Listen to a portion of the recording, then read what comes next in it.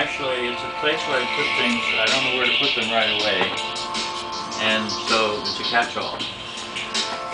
Like that belt thing. I didn't know.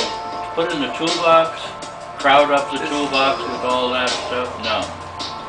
But I need to put it somewhere where I'll find it when I need it. You put it in the car, adds the weight, burns more gas. First thing to do with this is to wrap it up.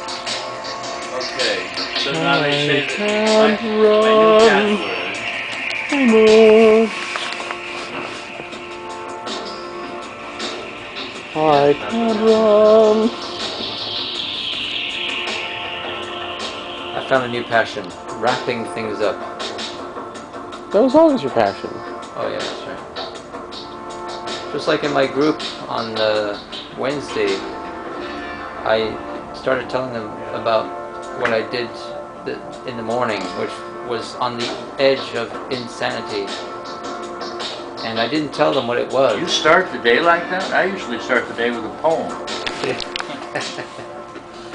And so what poem today? What happened? So I didn't tell them what the activity was. I just told them I got captured as soon as I walked into a store. Synchronicity. Kind of like the painting outside. He doesn't have a gun, but he's a hero flying. I interrupted you again. That's what happens when you don't eat and you just have coffee and a jelly donut. But luckily you still remember going through the door. Yeah, I know.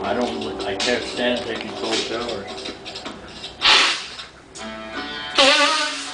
So I went on to tell them about this activity that I got captured into and how a wonderful exercise it was, because I actually used it as an exercise. And it didn't matter if anybody thought I was a maniac. Okay, who were you when you did that? I was somewhere between myself and someone wishing to know myself. So your ego was active. Something was active. I don't know if it was my ego, because... No, ego is just I. Oh, it's yes. Greek. Okay. It means I. Yes. You know, I got to tell you, once I told Lord Penland, I think maybe my ego is too big. I probably told you this one. He said, in my experience, everyone has the same size ego. That's the truth. After you think about it, it'll hit you like a koan 5 years from now. But, and that's what led me to realize that it's just a Greek word. When they want to say I, they say ego. Ego. So it's just I. And if you don't have permanent I, then it's just one eye temporarily doing what it likes that some other eye is going to have to pay the check for. But that's what I wondered. I wondered if you came too far enough to sense that I was doing this, the separation. Yes, as a matter of fact, my posture was very helpful in that. Yeah. Because I was straight, and then I would slowly get into this, and I would come back into the straight, you know, it was like always... We were very relaxed, yeah. And so that went on for like a long time. I'm too embarrassed to say how long. So I was enjoying it. So I waited till the answer came before I said the activity.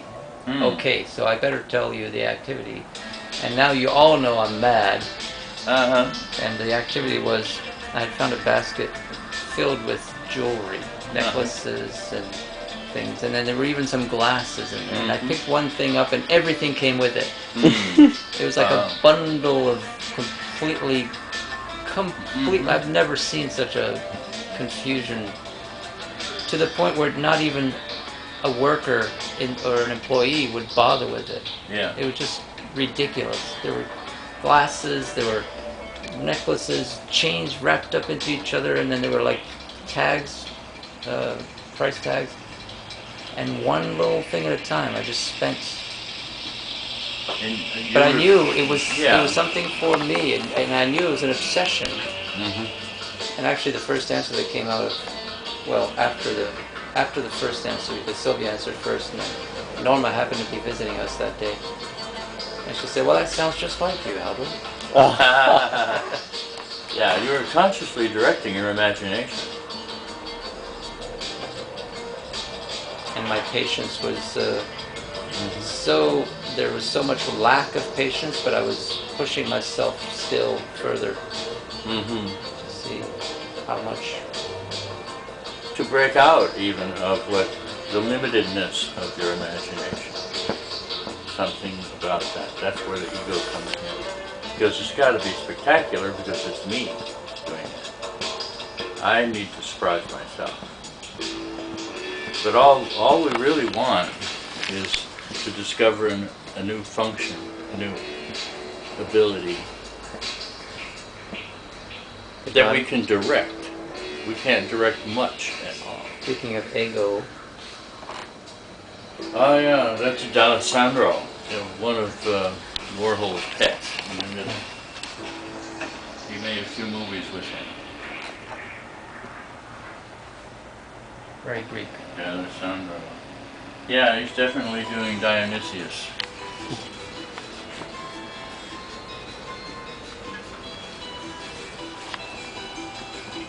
Like my old friend, Nena Aleman, who had about 16 other names, a Cuban aristocrat, used to say,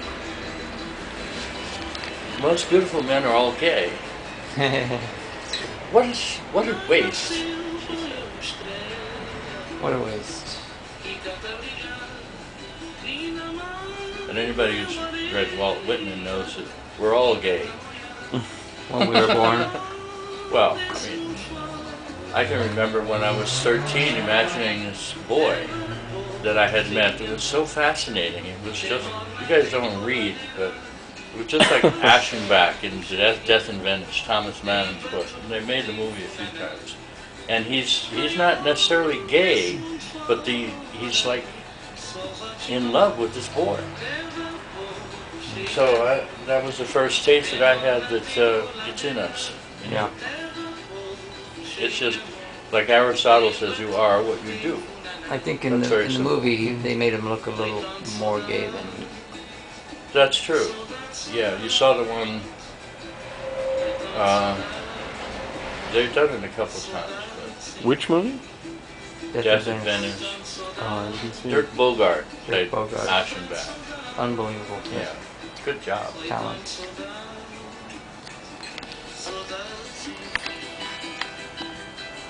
I had a thought about you, Max, when I was looking at that little clip. Is that, well, see, I saw Marcel Marceau in close quarters in Greenwich Village at Did the he say Cafe anything? Bois, where I was washing dishes. So I saw him every single night. And so, Did he perform every night? yes, he was an act. He wasn't that famous yet then. And he did some things like the guy who's riding a horse, going along, and then he smokes a joint. And then suddenly and I thought, this is the way my mind works, I should tell Max about that to strengthen the mind things, because you have a knack for it, for pulling from yourself what to do next, to improvise is the word for it. But you did that in school, and you have to do it at jobs all the time. But how about as a money-making thing, you go to some of these coffee shops where there are poets and just do a series of these mind things. You know some of them, I'm sure, that from school, where the guy is like, here's the wall, but don't do those, invent new ones. And I think you could actually get because it's just not being done anymore. Have you seen a mime? You have, in France. No, here in Hollywood, Billy the Mime. You've seen him, right? Is he any good? Does he is very wow good. you? This is one Pretty thing. much. This is one thing that I'll take your Marcel seat. Marceau did. He goes,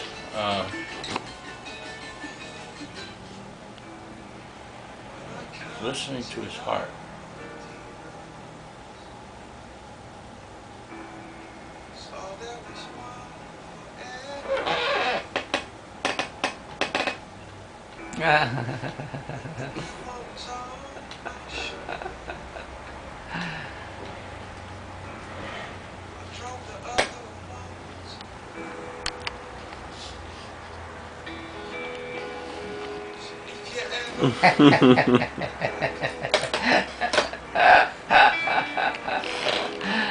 That's what he Original did? Suicide. That was him? Masu. Mm-hmm. Yes. Death by eating your own heart. Huh. Eat your heart out, kid.